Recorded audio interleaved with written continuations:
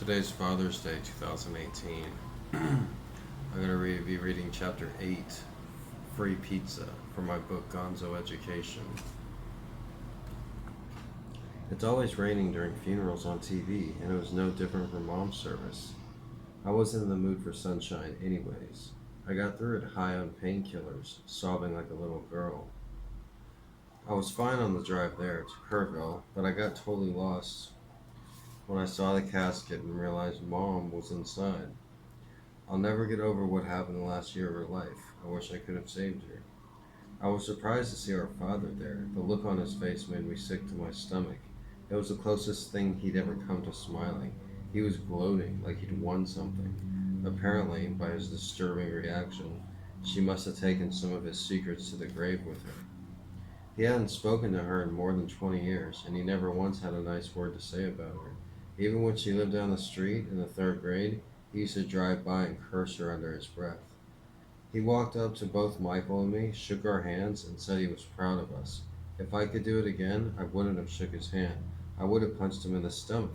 This audacious sociopath thought we actually gave a shit whether or not he was proud of us. After the funeral, Benny helped Michael and I clean out our storage unit and move stuff to Austin. Benny talked about how much he liked our mom and how she was always nice to him. It was the last time I ever went to San Antonio, and the second to last time I ever saw Benny. I didn't take any time off from school after she died. It wasn't an option. I forced myself to walk around and go about my routine. She wasn't dead. She was on vacation. Despite my denial, the world felt different, and in the back of my mind, I knew she was gone. Continuing with education is how I coped. I pretended she'd get a copy. I pretended she'd get a copy of my grades every semester. Better make her proud, I'd say to myself. Michael moved in after she died, and it was good being around someone who knew what we'd gone through the last year of her life. My first year at ACC was the hardest to get through, financially.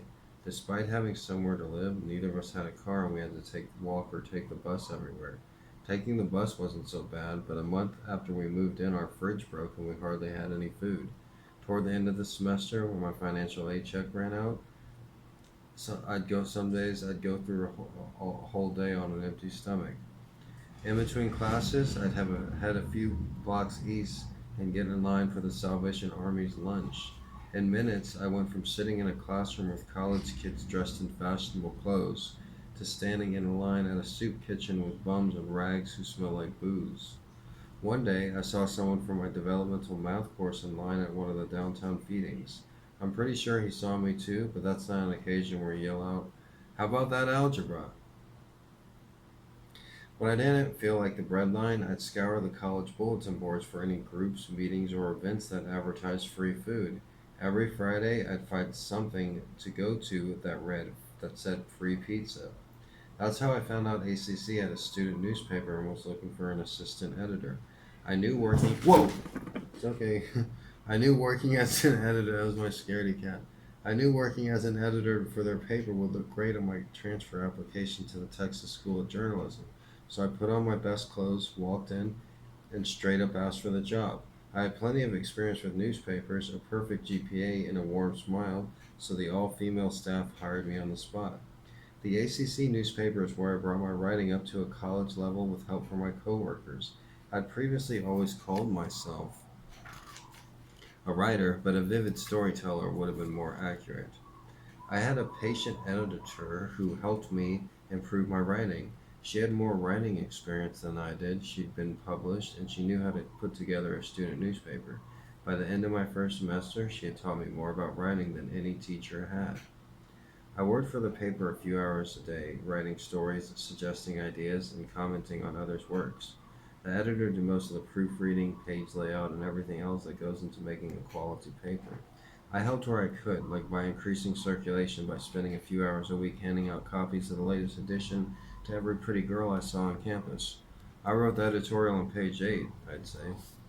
I worked for their paper for a couple of semesters, but my heart wasn't in it, and I hate being cramped in an office all day, so I did everything I could to get fired. I had a guilty conscience paid for by such little work, so I'm getting paid for such little work, so I made our lack of things to do more obvious by going for coffee and coming back 3 hours later with cold cappuccinos or a story about a Jamaican witch doctor I met on the drag. Other days I'd call in sick with an absurd excuse like, I accidentally handcuffed myself to the bed, or other days I wouldn't show up at all. Finally, after a couple of months of insubordination, they fired me. Soon after that, I got another job working as a telemarketer for the Austin American Statesman. It was at their main headquarters right off Congress Avenue overlooking Town Lake. I worked in the circulation department handling all the new and current subscribers. I was working 40 hours a week and going to school full time.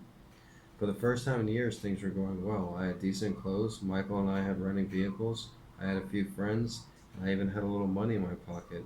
Other than the first month I woke up in a bed, Other than the first month, I woke up in a bed the whole time I was at ACC. I never dreamed I enjoyed it so much. I loved learning new things and spending hours in the library going over a textbook with internet while intermittently looking out a window. I'm sentimental, so one reason I enjoyed ACC's Rio Grande campus was because it was Austin's first high school erected 100 years earlier. There were signs from the past like the blue and red vintage lockers from the hallways, antiquated out of date maps, and periodic tables that stood proudly in the back of rooms. My favorite part of the school was the old 1950s graffiti left by my rebellious predecessors. One of my favorite things to do was to go through that day's obituary page in the cafeteria. I'd find all the lifelong Austin residents who'd recently passed on but went to high school in the same building I was going to college in. They ate lunch in the cafeteria I was reading about their deaths in. I imagine a lot had changed since then, but I don't think the walls, stairwells, or lockers noticed a difference. I read about how these people died 50 years after they sat where I was sitting. 99% of everyone is forgotten about 20 years after they die. Celebrities are remembered a couple decades longer. Wow, huh? 99% of everybody's forgotten about 20 years within 20 years after they die. Celebrities only a couple of decades longer. Their simply spent lives were fascinating to me. Most went to the other side of the world to fight in terrible wars during their youth. When the fighting ended, they came back to Texas, got married, and had children. They worked around Austin and started businesses. I put myself in a deep meditative state and watched them carousing the hallways like it was 1955. Streamers and posters lined the walls for that weekend sock hop. I'd be using the restroom, and out of the corner of my eye, I'd see a 1950s greaser in a leather jacket sneaking in a Lucky Strike cigarette before the first bell. I savored my time in the back of classrooms, gazing out windows while the teacher lectured, knowing that the window had had previous decades of young people doing the exact same thing. Michael and I kept up with rent and lived at the same place for 2 years. After we built up enough rental history, we decided to move to a more central part of town closer to UT. Michael worked full time as a pizza driver, and I went to school while I worked full time with the Austin American Statesman. We had a bigger rent payment, so we tried out a few roommates.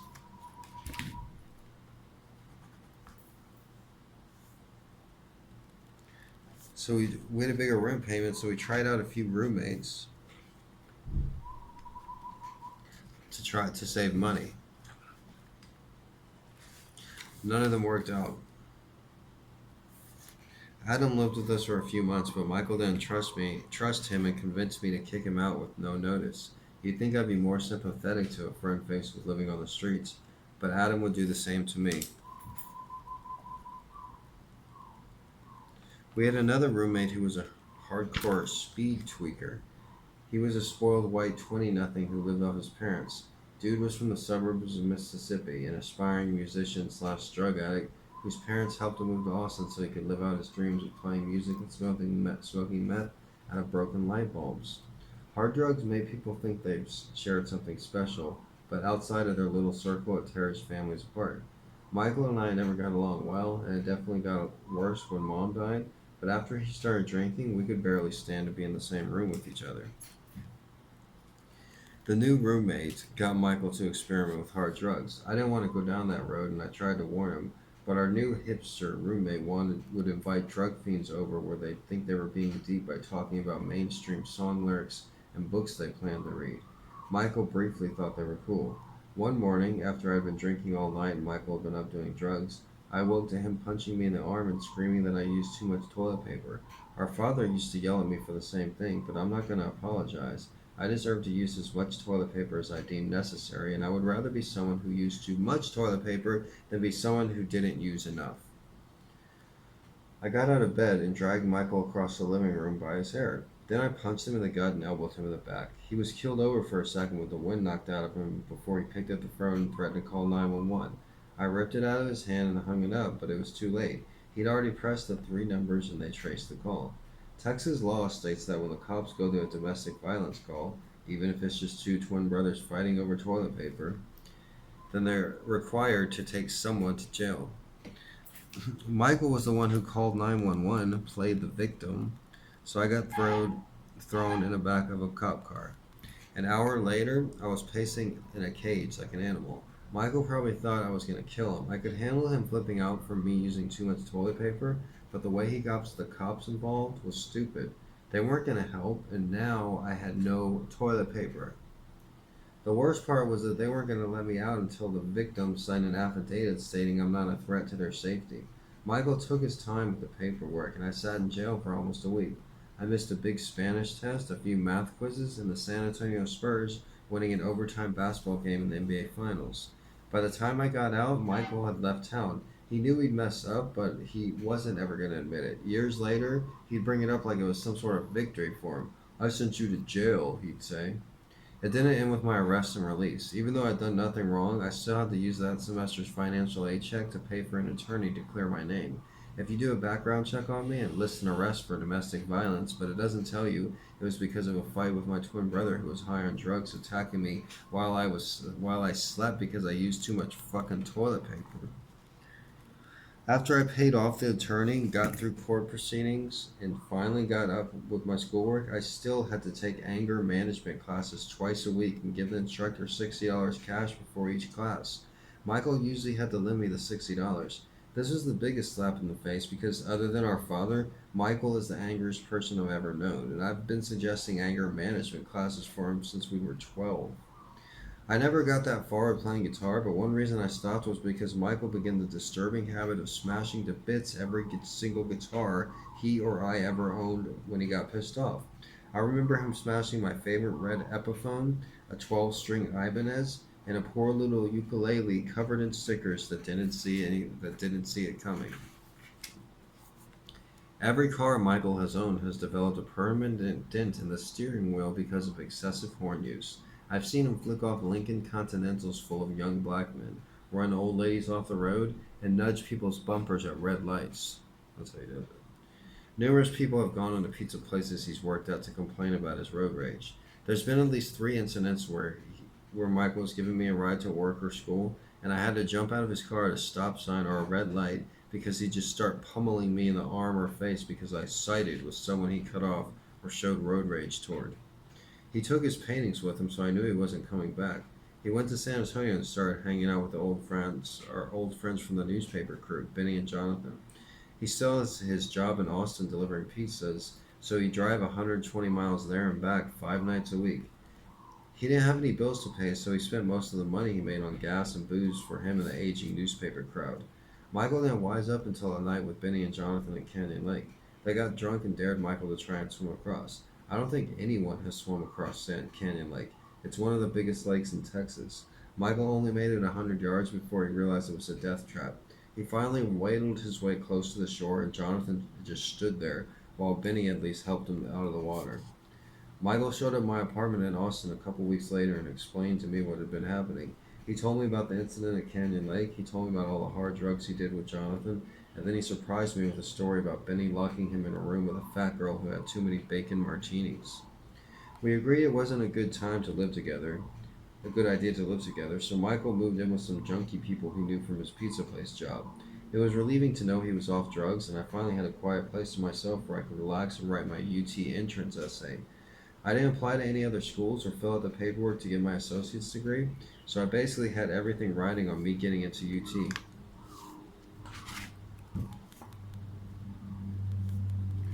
UT told me the exact time I should expect the email that let me know whether I got in. I didn't get any sleep the night before it came. I sat on the floor of my empty apartment and refreshed my laptop over and over. I'd done everything I could. If I got rejected, then I'd have to accept the fact that I tried my best and failed. When it appeared in my inbox, I opened it like a bomb and exploded when I found out I got in. I'd done what they said I couldn't do. I got into the school that was supposedly off limits for a high school dropout like me. I didn't listen to them. I listened to myself. I worked hard and I accomplished what I said I would. I never been more proud or wanted to reward. And so I never been more proud, and I wanted to reward myself with a vacation. It was late May, and I was about to register for my last semester at ACC summer school. But now it didn't matter if I failed every class. I'd already been accepted to UT, so as long as I was alive and in Austin by the end of the summer, I was going to be a full-time student at the only university I ever wanted to go to. That was chapter 8 from chapter 8, Free Pizza, from my book Gonzo Education. You can get it on Kindle right now for free, and then it's about $5 or $6 on Amazon.com. It starts off when I drop out of high school, and it ends when I graduate from one of the country's top universities. I did that while I was homeless too. So it's a really great book, and I encourage you to check it out. Thanks for listening.